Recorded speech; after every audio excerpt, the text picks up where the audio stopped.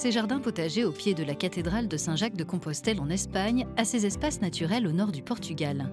Un même projet européen rapproche ces deux régions frontalières.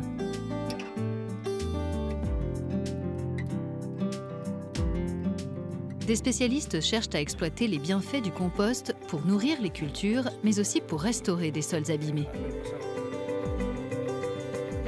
Cette ancienne mine de cuivre, appelée la Mina de Touro, abrite aujourd'hui des arbres, des reptiles et des oiseaux.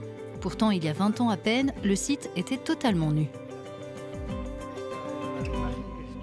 C'était le silence le plus total, il n'y avait pas un brin d'herbe. Toute l'herbe que vous voyez provient du technosol, un sol reformé avec des matériaux techniques. Dans ce cas précis, nous voulions qu'il y ait de nouveau de l'activité, de la faune, de la végétation, une capacité de production forestière, et c'est réussi. Cette initiative s'inscrit dans le projet Res de Valum, implanté dans 3 villes portugaises et 4 dans la région voisine espagnole de la Galice, en réunissant 2 laboratoires universitaires et 5 entreprises spécialisées dans les technosols et la production de compost. Le budget total de Res de Valum est d'un peu plus de 2 millions d'euros, dont plus des 3/4 financés par la politique européenne de cohésion. À l'université de Saint-Jacques-de-Compostelle, les chercheurs analysent différents types de compost issus des ordures ménagères, du fumier ou encore des algues. Ils étudient les propriétés chimiques de leurs composés et leur capacité à réagir sur différents types de sols et à initier un nouveau cycle de vie.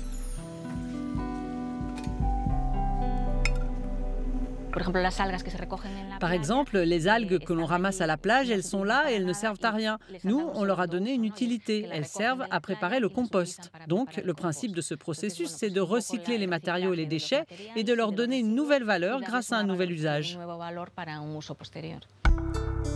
Les résultats des recherches menées dans les 2 pays sont partagés entre les acteurs du projet, comme cette usine de l'agglomération de Porto qui chaque année reçoit 60 000 tonnes de biodéchets provenant du tri sélectif. Ceux-ci sont mélangés avec des déchets végétaux et se transforment en compost après quelques semaines de maturation. Le site en produit 12 000 tonnes par an.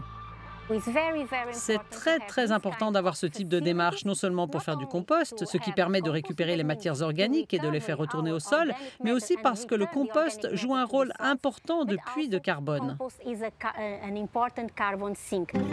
L'enjeu est donc aussi climatique puisque les matières organiques du sol constituent un piège à carbone encore plus important que les végétaux.